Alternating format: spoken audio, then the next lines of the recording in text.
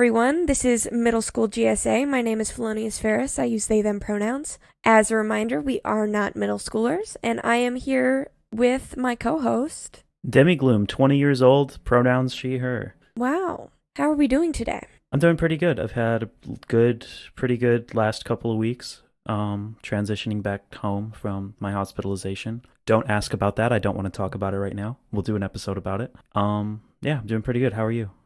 I'm all right. I've been working. That's what I've been doing. Schoolwork and work. Awesome. Yeah. So our topic for today has to do with a recent anniversary that we just crossed. It has been a year since October 7th now, and I'm sure that everyone who is listening right now will know what I mean when I say October 7th. But in case you don't, and just to recap, on October 7th of 2023, Hamas, which is a terrorist organization and also the governmental organization in Gaza, fired a barrage of rockets into southern Israel. Hamas claims to have launched 5,000. The IDF claims that it was only 2,500. And about an hour after that, Hamas fighters crossed into Israel by land, air, and sea, which was entirely unprecedented. It had never happened before.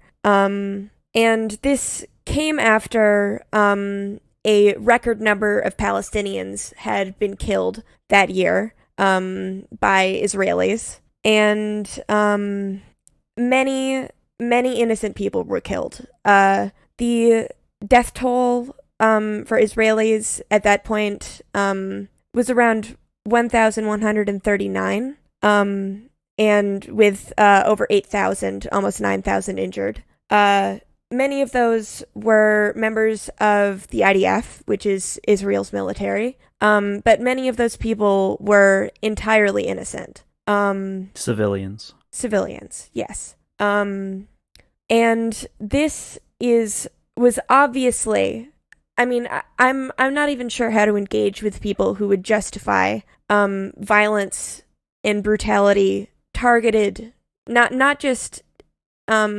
mistakenly targeted on civilians, but intentionally targeted on civilians. I'm not sure how to engage with people who think that could possibly be justifiable. It obviously wasn't. There was also kidnappings and sexual assault. Many adults kidnappings and children. Yes. Just abhorrent all the way around. I'd encourage people to watch the footage if they're justifying these attacks or describing October 7th as a victory for Palestine and Palestinian liberation. I'd encourage you to watch these and keep in mind, while whatever happens in the grand scheme of things, this is the cost that you're willing to pay. These horrific actions. I absolutely agree. Yeah. In the last year, 41,870 Gazans have been killed in bombing campaigns run by the IDF, but also from starvation, from illness, from lack of other resources, such as medical resources. Blocking humanitarian aid, too. Yes. And at least 97,000 have been injured. And at the same time, in the West Bank, which, if you don't know, is another island controlled by a different Palestinian government within Israel. In the West Bank, 742 people have been killed, and more than 6,000 have been injured. I struggle to find words to describe the level of carnage and the level of cruelty. There's just the scale of it. About 60% of the residential buildings in Gaza have been damaged. 80% of the commercial buildings have been damaged. 68% of the cropland has been damaged. 17 of the 36 hospitals are only partially functional. The rest are completely gone. 68% of the road networks are damaged, and 87% of the school buildings have been damaged. And as a reminder, though the Gaza Strip is very narrow, it has 2.3 million residents, 47% of which are children. And as you can probably infer from the numbers I just described, these bombing campaigns run by the IDF are indiscriminate. They are dropping bombs and leveling entire neighborhoods with no regard for if it is a civilian home, a school, a hospital, whatever. No regard. And an additional reminder, that is 10% of the Gazan population killed, wounded, or rendered missing within 1 year. 10%. That's, imagine 1 out of every 10 people you see. Imagine them dead or terribly wounded or gone. That's a member of every family. That's a member of every friend group. That's a member of any discernible group of people that you could group together in Gaza. Yes. And because of the number of homes that have been destroyed or severely damaged, an enormous number of people are currently living in tents, in very high density areas, tents that are not waterproof. So whenever it rains, their makeshift homes are flooded and destroyed once again. These people are living under terrible conditions. In case you didn't know, Gaza is a desert. It's very hot, very dry. So people are living in terrible heat conditions in these tents. They are lacking medicine. They are lacking food. They are lacking clean water. And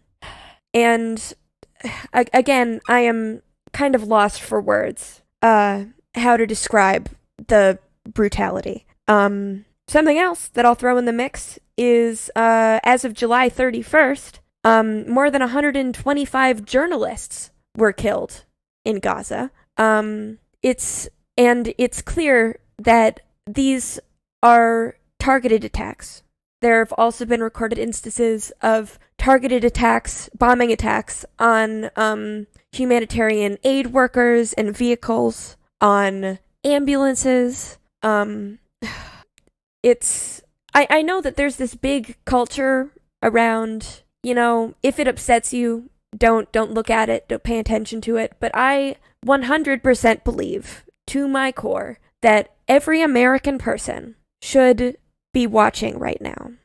When you are looking at your social media and you see a video of a wounded or dead child, don't look away. Because at the end of the day, it's our money that is doing this to them. These bombs that are being dropped on Gaza, that is our tax money. And even if you didn't choose this, even if within your daily life there are no choices that you can do to stop this, I believe that we all have a responsibility to bear witness, at the very least. As well as, if you do have the money, please donate. Please donate to humanitarian aid organizations or directly to people in need. The scale is slowed down, but it is not stopping, and it will not stop until the President of the United States, whoever that may be, decides to cut off support to Israel. And I'm not saying cutting off defense support. I am in 100% support of supplying Israel with arms to defend themselves, but not supplying them with arms to drop on the heads of babies in tents. The people who can stop this are the people in our government right now. And it is, do not let anyone tell you that it is not 100% within their power, because it is, and it has been the entire time. That being said, I would like to throw it out there that this November I will be voting for Kamala Harris. As will I. Absolutely, without a doubt. And you might say, well, Felonious Ferris, why would you vote for Kamala Harris? She's part of the administration that is allowing this currently. And yes, she absolutely is. And yes, it is absolutely disgusting. However, I'd urge anyone to even briefly look at the conservative side. We, over the past year, have had conservative lawmakers making calls to turn Gaza into a parking lot. These are members of the Trump camp, by the way. Calls for the extermination of everyone in Gaza. And I'd urge you all to remember that while Trump has been largely quiet for quite a while around Gaza, or at the very least making neutral statements. He's also, I don't mean to interrupt, but he has referred to people as Palestinian as an insult. His words regarding Netanyahu were that he needed to get the job done and that he hasn't gone far enough in this genocide against the Palestinian people. So it's pretty clear which side he's on. He's just not making it a big part of his campaign. He's trying to play it cool right now, and he's trying to be vague because he knows that one of the biggest weaknesses of Kamala's campaigns right now is her stance on Israel. And I'd also just like to remind everyone that Trump has pledged to bar refugees from Gaza, period. Expel immigrants who sympathize with Hamas, which is vague enough wording that it could mean almost anything. And revoke the visas of foreign students that are deemed, quote, anti-American or, quote, anti-Semitic, which, again, such vague wording that it could mean anything. Even if the wording weren't vague, that would be a First Amendment violation. Yes. Too. And also, this is the same president who effectively banned Muslims from coming into the country for a while. He's going to do that again. Yeah, this would be his pledge to bar refugees from Gaza would be an expansion of that. He would be reinstating it. During his first year as president, was it an executive order? Yes. Was he pushed an immigration ban on a variety of countries? Admittedly, he said himself on countries that are Muslim because they were Muslim countries. Yeah. Muslim majority countries. Intentionally. Yes. If that's not Islamophobic, I don't know what it is, because that's the literal definition. Yes. And I just encourage everyone to please read the news. Just read what people are saying, read what is happening, watch what is happening, but don't trust random sound bites that you hear on social media. That includes this podcast. We are not professionals. We are not journalists. Go independently verify everything that we say. But just keep watching and understand that while what the Biden campaign's stance, or the Biden camp's stance on support to Israel, while it's terrible, however bad it is, Trump's is worse. And in November, you can cast your protest vote. You can refuse to vote for Kamala. And you can feel very good about yourself, very noble and righteous, for having stood up for what you think is right. And the people who will suffer because of that decision are the Palestinians. They are the people in Gaza. They are the people in the West Bank. They are also your neighbors, your friends who are Muslim, who are Middle Eastern, who are Palestinian, living in America. And it is my stance that the only ethical way to proceed, and this is comparatively ethical, as compared to other decisions that you could make, the only ethical way to proceed is to vote for Kamala Harris, because it could be worse. And the reason why Gaza has not yet been turned into a parking lot, as conservative lawmakers have been calling for, is because the Biden administration has been quietly urging restraint the entire time. Have they done enough real action? Have they made the big decisions that would cost them standing with lobbyists? No, they haven't.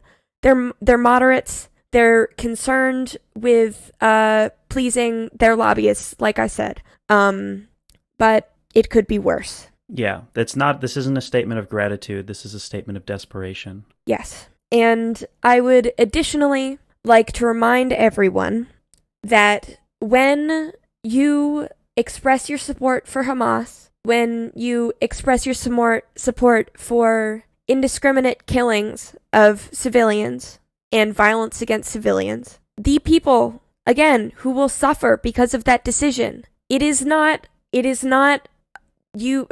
white high school students and college students who want to feel good about themselves. It is your Muslim neighbors, your Middle Eastern neighbors, your Palestinian neighbors. They will face discrimination because of your actions and words. People will hear you express your support for this senseless brutality, and they will project that onto Middle Eastern and Muslim and Palestinian people, and they will suffer for it. And just as a last thing to throw in, and I'm speaking out of anger right now, so I'm not gonna say this in the kindest way possible, but I really truly believe that the people who support Hamas and the people who support the IDF should really go on a date sometime, because they have a whole lot in common. They both believe that murdering children is justifiable. They both believe that bombing civilian areas is justifiable. That's not something that everyone can say they have in common. Maybe you guys should just work it out. But yeah, that's what I have to say. Thank you. I have a few things I want to add. I want to say to our viewers, mainly to our Republican viewers, actually, because we do have them. We don't have Republican fans, but we have Republican viewers.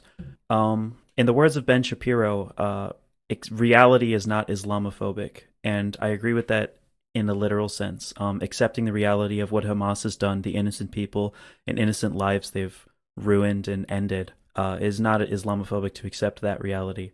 But if you're going to say that, you have to accept that it is not anti-Semitic to accept the reality of what the IDF has done. Just as it would not be anti-Christian to condemn, say, a particular actions of a particular religious institution, like the Vatican. It is not anti-Semitic to criticize the actions of the IDF, of the Israeli government, of Netanyahu. Just because you have been elected or placed in a position of power over a largely religious population does not mean you speak for that entire population. And there are plenty of Jewish people who are religiously Jewish, culturally Jewish, ethnically Jewish, who have common sense and are against this act of terror that the IDF is committing. It is absolutely not anti-Semitic. No matter who you believe should control Jerusalem, no matter who you believe is entitled to what land, you have to agree that the fucking children being bombed, the terror that's being committed is unjustifiable. Whatever your political goal is, there's nothing, absolutely nothing that could justify this indiscriminate murder and terror that's being pressed. We like to say, both sides are wrong, but I think it is really important to emphasize the scale. Absolutely. Hamas does not have the power to, how many Hamas rockets get shot down immediately? 90% of them, because the IDF has such great missile defense. You know what I mean? Yeah. Israel has so much more power than any governing force that Palestine has. And not to mention, Hamas isn't doing a great job of representing Palestinian interests. They aren't at all. The Palestinian civilians, when was the last election? When was Hamas elected? It was a very long time ago. 2006, I think. Don't quote me on that. And what percentage of Palestinian civilians are children and would have been children in 2006? A lot. Most of them, I would assume. Hamas it's not as if the people of Palestine right now got together and decided, all right, you know what we want? We want Hamas. It's also not the case. It's not the case. And it's also worth considering that Hamas has been noted, and people, whenever I bring this up, people tell me that it's fake news. There are many recorded instances of Hamas torturing and killing Palestinians who dared disagree with them. It's not just brutality against Israelis. It is also against Gazans, Palestinians, the people who, some of you are claiming their interests are being represented by Hamas.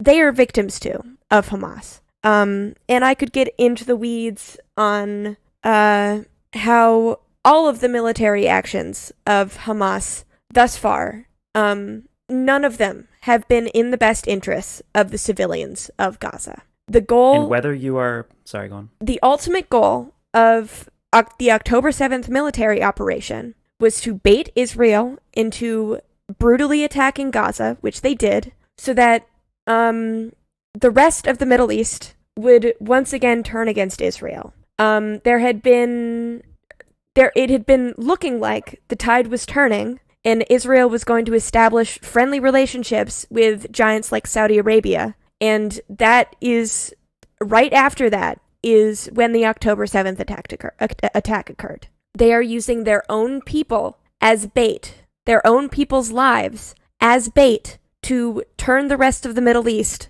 back against Israel. That is what is going on. They aren't freedom fighters. They aren't fighting for revolution, for liberation. They aren't doing that. They are purposefully getting their own innocent people killed. That is what is happening. No ifs, ands, or buts about it. Whether you are on the side of Israel or Palestine, it is absolutely harmful to the Palestinian population if you conflate Hamas with Palestinian liberation, as if the interests of Palestine are purely represented by Hamas and Hamas only. And if you are pro-Palestine and you are absolutely conflating Hamas and Palestinian liberation, you are only serving the IDF in their Islamophobic narrative. Yes. That the people of Palestine are just terrorists who live in the dirt, who want to bomb crap. And one last thing. Just to address, the people who keep saying, I mean, I know I've said this before, but the people who are, like, making fun of, like, oh, Queers for Palestine, isn't that so funny? If you were in Gaza, they'd throw you off a building. First of all, there's no basis for this claim. I've been following stories of LGBT humanitarian aid workers in Gaza. They are treated with, openly queer, by the way, and they are treated with nothing but love and gratitude and hospitality by the people of Gaza, who have nothing to offer, by the way, many of whom have lost their homes. They're inviting people into what they have left, to share what they have left, humanitarian aid workers. And even if it were true that if I were to set foot in Gaza, I'd be thrown off a building. I do not base my system of ethics I do not base my system of ethics on how people feel about me. I base my system of ethics around being against cruelty, being against brutality. And I have a difficult time imagining the perspective of someone who thinks that it is justifiable for any reason to drop a bunker buster on a child. I would not wish the fate of cradling the corpse of your toddler, having had all of their organs in their brain ruptured because of the shockwave that a bunker buster causes. I wouldn't wish that on anyone. No one could do anything so bad that I would wish that upon them. And if you disagree with me, I guess try and explain to me why. I'd really like to get some insight into it, because to me it's absolutely insane. Can I add to that? Yes. I, as a queer person, have been surrounded by transphobia, not just inappropriate opinions about the nuances of gender identity, not just that kind of transphobia. I grew up surrounded by raw hatred for transgender people. I don't like to talk about this on podcasts, but my own father has expressed fantasies about murdering and slaughtering innocent trans people because he believes them to be demons. I have been surrounded by rhetoric like that for my entire life, before I even knew I was transgender. Me and Ferris have gone to 2 massive Republican events, not massive locally, but we went to 2 Republican events with crowds full of Republican people who laughed at me for just showing up in a dress and advocating for myself at those events, who later went on to comment on the videos, telling me to kill myself, calling me disgusting, calling me horrific things that I can't even repeat out loud. I've been surrounded by the most vile transphobia you could possibly imagine. Anything you could imagine being said about a trans person, anything you could express wanting to do to a trans person, I've heard it and I've spoken to those people in person. I've been surrounded by these people in person. And I still believe it to be sick and sadistic. It would be absolutely sick and sadistic of me to imagine murdering their children and smiling about it. Nobody deserves to be murdered over their opinion on queer people. I don't even think, if you're a Republican listener right now and you're about to type, "kill yourself, you ugly tranny," or "I want to blow your head off for grooming our kids in schools," or whatever, if you're thinking about typing that comment in right now, I don't wish death on you or your family. And that's the difference between myself and these Zionists, these pro-Israel people who are telling me I should feel that way about people who feel that way about me. Yeah. You don't fight brutality with brutality. No, and this is the most cliche thing ever because it's been co-opted and whitewashed and used to spread so many ridiculous narratives. But at its core, our friend Dr. Martin Luther King Jr. said that hate cannot drive out hate and only love can do that. That is a 100% true statement. Now, obviously, it's been co-opted and whitewashed in our history classes, but the statement itself is true. We cannot, God, you know what I'm saying. Mm-hmm. And by the way, you could say that about Hamas too. That Hamas, this far-right Muslim jihadist terrorist organization, this fundamentalist jihadist terrorist organization that's anti-Semitic, probably doesn't have the best opinions on transgender people or queer people, right? But that is not necessarily reflective of the Palestinian population. You're once again conflating Hamas with these innocent people who are being fucking bombed. It's absolutely ridiculous and sociopathic to just slap that label on an entire population of innocent people. And also the levels, I'm not going to deny that there's a lot of homophobia, transphobia, whatever, in Gaza. Also, just to put into context, the levels of homophobia and transphobia that we're talking about that exist in Gaza, I've heard credible reports from queer humanitarian aid workers who have actually gone into Gaza, who have actually spoken to queer people who have lived their entire lives in Gaza. And they compare the levels of homophobia and transphobia in Gaza to certain areas of the Deep South, to Mexico, to just any particularly conservative area. If you don't believe that people in any of those areas, in any particularly bad counties in the Deep South, if you don't believe that they should be bombed, then why do we think that Gazans should be bombed? I don't have much else to say. Queers for Palestine is not queers for Hamas. Everyone knows that. We're just pretending at this point. Yes. This is such a hard topic to talk about. Yeah. Do you have anything else you want to add? No. We have the charities linked in the description. Mm-hmm. Did you have sources for your notes that we could put in the description? Yeah. Okay, send me those. Okay. Other than that, I guess about the election, I will say is this has obviously been memed to death, so it's a really funny, goofy example. But we are living in a trolley problem situation right now. And look, as leftists, I know that you know silence is violence and that inaction is the same as action from a consequentialist perspective. That inaction can be just as harmful as action.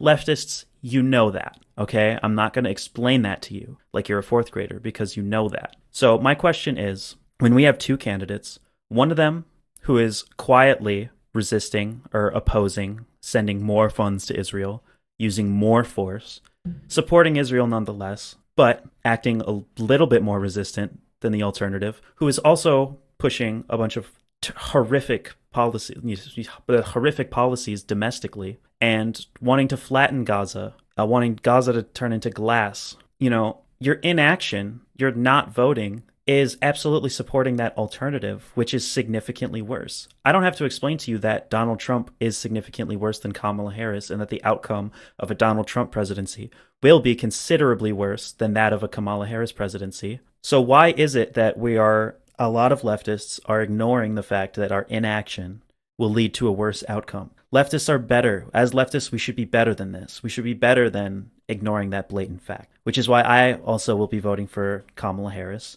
Not because I like Kamala, not because by principle I support Kamala Harris or that I endorse every one of her little policies, but because I believe that a Kamala Harris America and a Kamala Harris world, honestly, a world with Kamala Harris as president, is better than the alternative. And I know that we're tired of choosing between the lesser of two evils during our elections. Trust me, I am not enthusiastic to be voting for Kamala Harris. I wouldn't have voted for her in the primary, the what was it, 2020 primary. Like, I wouldn't have voted for her. But she's what we have. She's the only viable option. And to all you Jill Stein voting people, Ferris, can you tell the Jill Stein people what they need to hear? She's like, not gonna win. I'm shocked. It's not gonna happen. I'm shocked that I need to say this, but you know, all of you people who are like, oh, we just all have to, you know, get enough votes for a third party candidate and then they'll win. It's not happening. The entire system is rigged to only support two options, two parties. Third party candidates just do not get the press coverage. They do not get the funding. They don't get any. When I tell you that the probability of Jill Stein getting elected is 0, I fucking mean that. Like it is not possible. The likelihood is so infinite. It just so infinitely small that it's not even worth considering.